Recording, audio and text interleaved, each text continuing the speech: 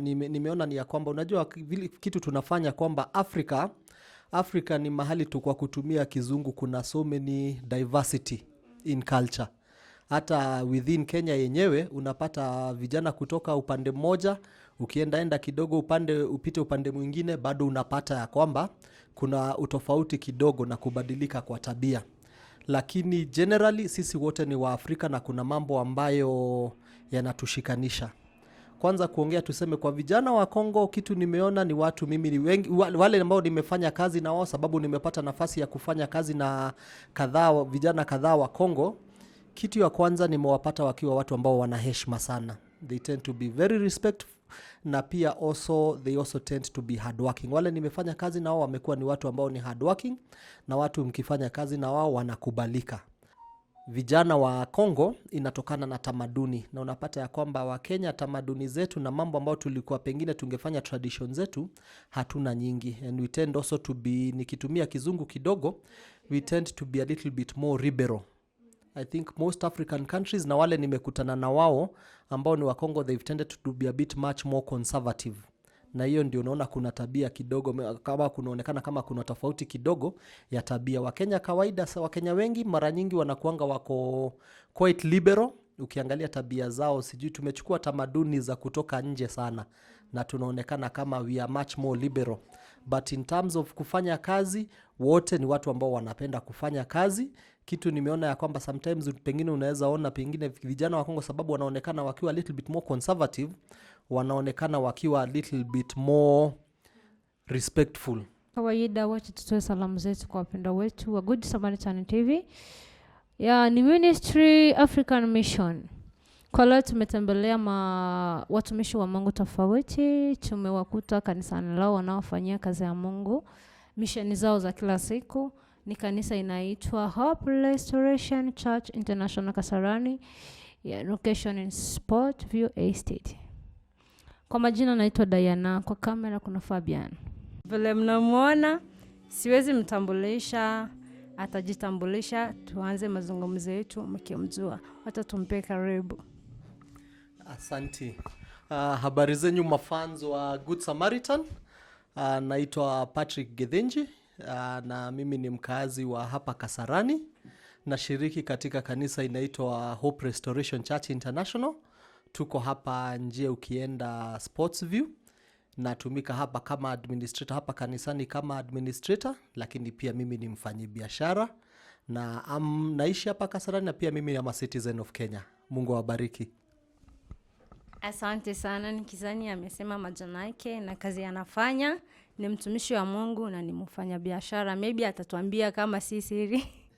Hivi tunakuja kukupromote. Ni sawa. Wacha tuambie mafans mfanye subscribe, like, comment, share. Mazungumzo yetu muyapate kwa sahihi. Topic yetu ya leo tunazungumzia kuhusu vijana wa Kongo na wa Kenya. Vijana wa Kongo na wa Kenya nikizani kuna vitu tofauti vingi.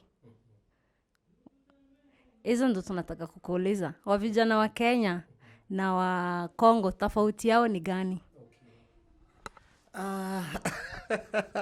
Hiyo ni swali ngumu kidogo kujibu, lakini nitajaribu kujibu, na I hope ile jibu nitapatiana itakuwa inafaa kidogo. Kitu ningesema kwa sana hatuna utofauti mkubwa kati ya vijana wa Kongo na vijana wa Kenya. Kitu nimeona ni ya kwamba unajua kitu tunafanya kwamba Afrika ni mahali tu kwa kutumia kizungu, kuna so many diversity in culture. Hata within Kenya yenyewe unapata vijana kutoka upande mmoja, ukienda kidogo upite upande mwingine, bado unapata ya kwamba kuna utofauti kidogo na kubadilika kwa tabia. Lakini generally sisi wote ni wa Afrika na kuna mambo ambayo yanatushikanisha. Kwanza kuongea tuseme kwa vijana wa Kongo, kitu nimeona ni watu mimi ni wengi, wale ambao nimefanya kazi na wao, sababu nimepata nafasi ya kufanya kazi na vijana kadhaa wa Kongo. Kitu ya kwanza nimewapata wakiwa watu ambao wana heshima sana. They tend to be very respectful, na pia they also tend to be hardworking. Wale nimefanya kazi na wao wamekuwa ni watu ambao ni hardworking, na watu mkifanya kazi na wao wanakubalika. hata ikiwa hivyo pia unajua hiyo ni general. Pia tabia kunafanyika kwamba kila mtu ni tofauti, kuna ubinafsi wa tofauti. Kitu pengine ningeona ni tofauti kidogo kati ya vijana wa Kenya na vijana wa Kongo inatokana na tamaduni. Na unapata ya kwamba wa Kenya tamaduni zetu na mambo ambayo tulikuwa pengine tungefanya tradition zetu hatuna nyingi. And we tend also to be, nikitumia kizungu kidogo, we tend to be a little bit more liberal. I think most African countries na wale nimekutana na wao ambao ni wa Kongo, they've tended to be a bit much more conservative. Na hiyo ndio unaona kuna tabia kidogo, kama kunaonekana kama kuna tofauti kidogo ya tabia. Wakenya kawaida, Wakenya wengi mara nyingi wanakuanga wako quite liberal. Ukiangalia tabia zao, sijui tumechukua tamaduni za kutoka nje sana na tunaonekana kama we are much more liberal. But in terms of kufanya kazi, wote ni watu ambao wanapenda kufanya kazi. Kitu nimeona ya kwamba sometimes pengine unaweza ona pengine vijana wa Kongo sababu wanaonekana wakiwa a little bit more conservative, wanaonekana wakiwa a little bit more respectful, lakini wote wako sawa.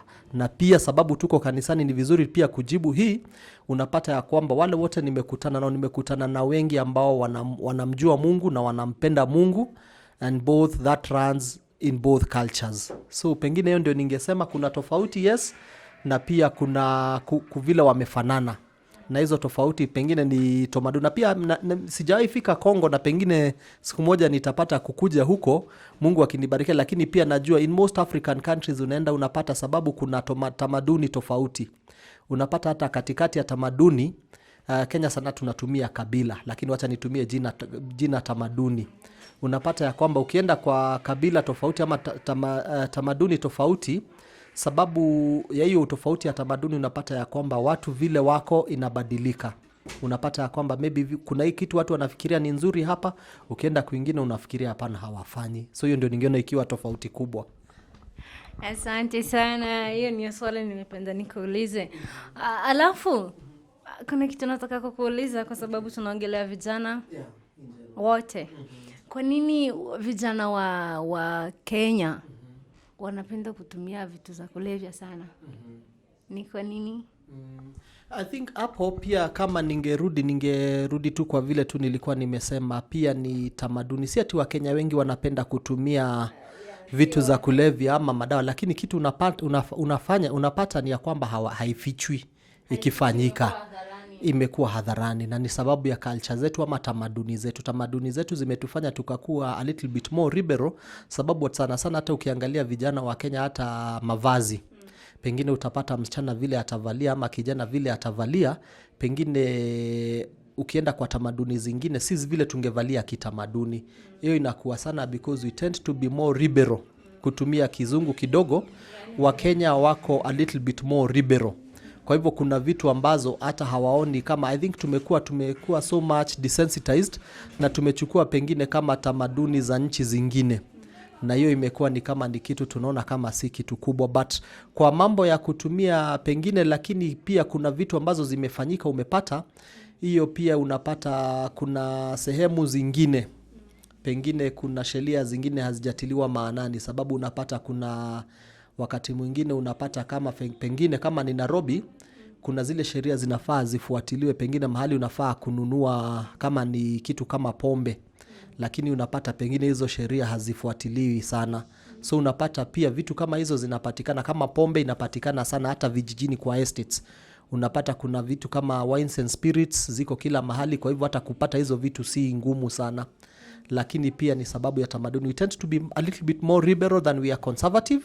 So even when we engage in behavior that is not normally seen as traditionally African, ama what would not be practiced in a conservative area, we don't hide it. So you find Kenyans, if for example it's taking alcohol, they'll do that openly, but because we are a little bit more liberal. When it comes maybe in dressing, we may dress in a manner that is a little bit more revealing and not be afraid to hide it. We tend to be a little bit more liberal than maybe, for example, the Congolese. Most of the Congolese, they tend to be a bit more traditional. They're not as liberal. They tend to be not traditional but conservative. They tend to be not as liberal as Kenyans. Kenyans are very, very liberal people. And I think that accounts for the reason why maybe, for example, you may tend to see a lot of people engaging in behavior like, for example, taking drugs like alcohol or other drugs, and they'll tend to be much more visible doing that. They won't hide it. But you also find that there is a huge percentage of Kenyans who will not drink, who will not take any drugs, but they also don't show it. It's not seen as a big issue or something to hide. Yeah. Asante sana. Kitu kingine naweza uliza kwa leo, Wakenya wanapenda wasichana wa Kongo sana. Wanasema wasichana wa Kongo nikimuoa akifika kwa nyumba anakuwa mke mzuri. Kwa nini wanaona kama msichana Mkenya hawezi kuwa bibi mzuri? Kwa nini wanafanya hivyo? Tuseme ni tabia. Na ni tabia, I think kuna watu wanaona ya kwamba ni mila. Tuseme ya kwamba mila na tamaduni zetu Wakenya wengi hata sijui kama umekuwa ukisikiza Wakenya wengi wanakisema na sasa akitaka kuoa, hataki kuoa msichana ametoka Nairobi. Anataka kuoa wanawaita kienyeji. Anataka kuoa msichana mwenye ametoka kule nyumbani, mwenye hajajionea mambo mengi, pengine hajatumia dawa, hajatumia pengine pombe, hajatumia shisha, hajatumia vitu zingine, na inakuwa ya kwamba ni hizo tamaduni na tabia, mila na tamaduni na tabia. Na pia of course pia unapata tunaamini ya kwamba Wakongo ni warembo. Kwa nini kama ni warembo na wanaweza kuwa wakiwa wazuri? Tuseme si kuamini. Unajua kila mtu ile kitu ambayo anaona urembo, mzungu anasema beauty is in the eye of the beholder. Na kwa hivyo ni ile kitu mtu anaona ikiwa mrembo, lakini pia of course Wakongo mnajua kuvaa. Kwa kuvaa mnajua kuvaa. Na of course Wakenya tunapenda mavazi ya Wakongo, tunapenda tabia za Wakongo. Na unajua Kenya pia kuna kitu moja kuhusu Wakenya. Wakenya ni watu ambao wanakaribisha watu kutoka nchi zote. Ukikuja especially kama hapa mahali tuko Kasarani, utapata Wakongo, utapata wa Rwanda, utapata watu kutoka Southern Sudan, utapata watu kutoka Nigeria, utapata wazungu, utapata Wahindi, utapata wa Afrika, utapata watu kutoka, ukienda kama Nairobi town, maybe mahali kama Gikomba, ama hata si Gikomba, hata mahali kwingine utapata wa Tanzania wanafanya kazi huku, utapata Waganda wanafanya kazi huku, utapata watu kutoka Burundi, na hiyo si kitu imeanza sasa. Hata miaka ya kitambo, mimi nakumbuka nikiwa mtoto wazazi wangu walikuwa nasikiza nyimbo za Kikongo. Akina Tabule. Hawajui ndamani. Juzi hata ndio nimejua ile wimbo ya Mbiria Bele ya Nairobi inamaanisha nini. Kumbe si tunafikiria anasifu na exactly, lakini kumbe alikuwa anaongelea kuhusu rafiki yake alipotelea Nairobi. Lakini kutoka miaka za kitambo, I think Kongo imekuwa na impact kubwa hapa Kenya. Sababu ya music, sababu ya mavazi. Sababu Wakongo hawajaanza kukuja Kenya sasa.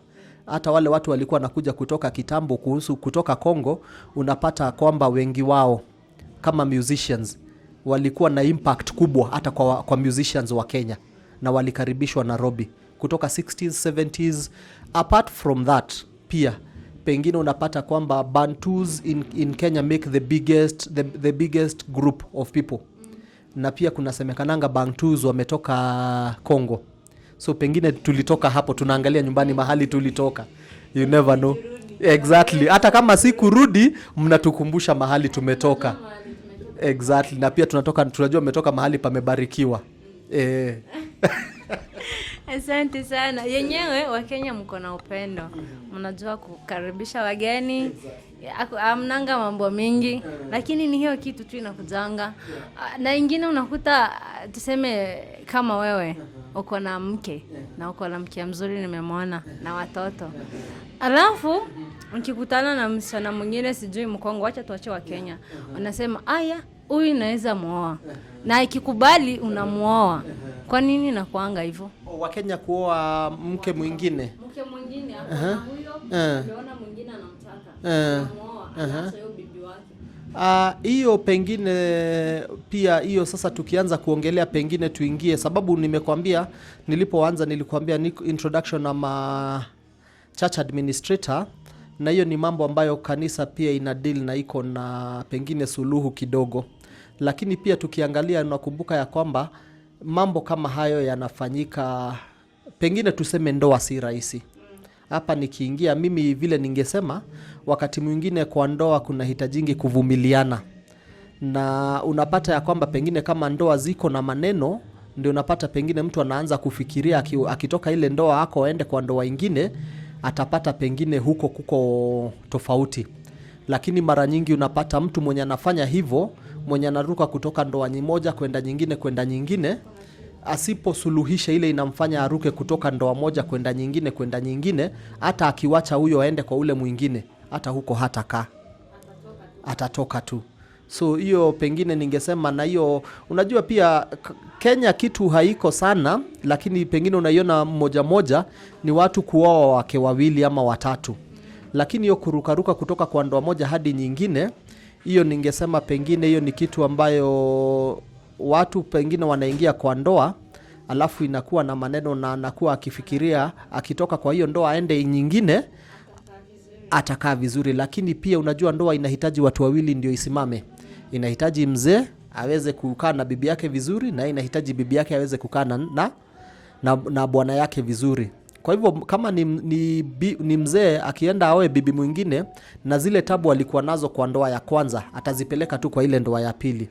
Hapa mimi sababu niko kwa kanisa, naamini ya kwamba mambo mengine Mungu ndiye ako na suluhu, na especially mambo kama ya ndoa. Ukiangalia kama kwa Biblia kuna vile inaongea kuhusu ndoa. Kwa Biblia inaambia kwamba Bwana anafaa mpende mke wake kama vile Kristo alipenda kanisa. Hiyo si kumaanisha, unajua wakati Kristo alikuja na vile alipenda kanisa, hakukuja kukalia kanisa tuseme, ama to use, he did not impose himself on the church, but he gave his life. Right? He gave his life for the church. The same way, if a husband wants to live well with his wife, there is a certain amount of sacrifice, and a great amount of sacrifice that the man has to be willing. You just don't come and unajua wakati mwingine tunaangalia, hata tukiangalia kwa Biblia watu wengine wanasoma tu ile ambayo inasema ya kwamba bibi anafaa kumtii bwana, lakini hawakumbuki kwamba pia Biblia inasema pia bwana anafaa kumpenda na kumtumikia na kujitolea kama Kristo alivyojitolea sababu ya mke wake. So unapata ya kwamba mambo nyingi kama hiyo, pia Kenyans have been influenced by culture, especially Western culture so much. And unfortunately Western culture, kama sasa ukiona zile video nyingi tunaona, na hata music tunayosikiza, zile video tunaona, ile music tunaona, there are so many things that are in those media ambazo ni za kubomoa familia na ni za kubomoa the fabric of society as we know it, kama vile sisi tunavyojua kama Waafrika. Hazijengi sana, ni kweli. So unapata kama kuachana, watu wanafikiria ukiingia ndoa ati ninywe, kama ulivyosema umepata na bibi yangu. Mimi niko na bibi yangu, nimeoa na Mungu ametubariki na watoto. Na ile miaka ambayo tumekuwa kwa ndoa, naweza kuambia kuna mahali imebidi mimi navumilia bibi yangu, na yeye pia kuna mahali nyingi inabidi pia bibi yangu ananivumilia. Ni kweli. Kwa hivyo ndoa ni kuvumiliana, sababu hata mara nyingi mimi kitu naamini, ukiwa kwa ndoa alafu utoke uende kwa ndoa ingine. Okay, so pia unapata ya kwamba pengine nilivyokuwa nasema, ukipata pengine mtu mmoja, iwe bwana ama iwe bibi, ambaye ametoka kwa ndoa yake anaenda kwa ndoa nyingine, na pengine anafikiria pengine makosa peke yake ilikuwa kwa yule ambaye kwa yule amewacha, utapata atapeleka pia kwa ile ndoa ingine. Pengine akiingia kwa uhusiano mwingine, either into another relationship ama into another marriage, bado atapeleka ile maana, sababu kujenga ndoa inahitaji watu wawili, na pia kuvunja ndoa inahitaji watu wawili. Lakini vile mimi naamini ni ya kwamba vile Biblia inasema ya kwamba kwa ndoa kuna kuvumilia, na Bwana ampende mke wake kama vile Kristo alipenda kanisa. Tukikamilisha mazungumzo yetu ya leo, wacha nimuulize swali moja tu tukimaliza. Swali yangu ni hii: kwa nini vijana wa Kenya, iwe vijana wa kiume na kike, wakimaliza shule wakipendana, kwa nini wanakaanga nyumba moja? Okay. I think maswali nyingi ni kitamaduni. Kama sasa pengine if I can say, kuna wakati nakumbuka nilisafiri kwenda Rwanda, na sijui kama vile niliambiwa ilikuwa ni ukweli ama ni uongo. Unapata niliambiwa ya kwamba kama ni Rwanda hata msichana akimaliza shule pengine mpaka afike kitu miaka 25 ama akienda kuolewa ataishi kwa nyumba ya wazazi wake, hawezi ruhusiwa. Hata Kongo kuko hivyo, mpaka wale wapate mzee. Lakini unapata Kenya, nilivyokuambia, we are very very much liberal. Tumechukua tamaduni nyingi pengine kama za wazungu. Unapata kulingana na tamaduni za Wakenya, unapata especially kwa wale ambao watu wako kwa ulimwengu. Unajua sababu ya hali, pengine kijana akimaliza shule, saa hiyo kulingana na sheria ya Kenya ashachukuliwa kama mtu mzima. Sababu watu wengi Kenya wakimaliza form 4, which is kabla ingie university, yako na miaka 18. Akiwa na miaka 18 anaweza toka nyumbani, pengine anaenda kama haendelei na masomo kwenda university, anaenda kuishi peke yake. Na pengine hata msichana na yeye akifika hapo anaenda kuishi peke yake, afanye kazi. Wakienda apate mchumba, wafike kuolewa, ataambia wazazi. So unaona, wakitoka nyumbani ya wazazi wanawachwa kufanya vile wanataka. Na sababu Kenya we are much more liberal, so wakipatana huko watu kuna wengine wanaishi pamoja. Na we are much, I think Kenya tuko much more liberal and open. Na unapata ya kwamba hata ukienda shule ya university, hata zile hostel za shule zingine zinakuanga pengine wametenga za wanawake peke yake ama za wanaume peke yake. Lakini okay, so unapata ya kwamba hata ukienda kwa shule kama universities, unapata ya kwamba kuna universities zingine wanatenga kwamba hostels, kuna hostels za wanawake na za wanaume, lakini kuna zingine wamechanganyika. Na unajua pia, so hiyo tuseme tu inatoka kwa tamaduni ya kwamba tumechukua tamaduni zingine hata kama si za Kiafrika. Unapata ya kwamba watu wanaishi pengine kulingana na tamaduni ambazo za huko nje kama za Marekani ama za Uingereza. We tend to be much more liberal, na tumechukua tamaduni kutoka nchi zingine ambazo pia zinaruhusu ama zinafanya hiyo isionekane kama ni kitu kubwa ama ni kitu mbaya. Okay, si kwa kulingana na kanisa ama Ukristo, si kitu ambayo inafaa.